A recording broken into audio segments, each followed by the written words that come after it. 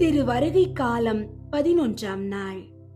உன்னத கொடையின் ஆண்டவரே, இந்த திருவருகை காலத்தில் பகிர்ந்து வாழும் உம்முடைய மேலான பண்பை எங்கள் உள்ளத்தில் ஊற்றி அருளும்.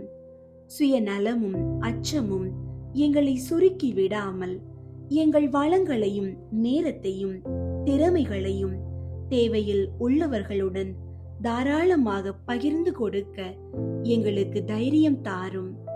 உமது பிறப்பு விண்ணக கொடையை மனிதரோடு பகிர்ந்தளித்த மாபெரும் செயல். அதே போல எங்கள் வாழ்வு ஒரு சேமிப்பு கிடங்காக இல்லாமல் வற்றாத அன்பின் ஊற்றாக மாற வேண்டும். நாங்கள் கொடுப்பதில் உம்மை போல வளரவும் எங்கள் சகோதர சகோதரிகளின் தேவைகளை எங்கள் சொந்த தேவைகளாக கருதவும் அருள் புரியும். ஆமீன்.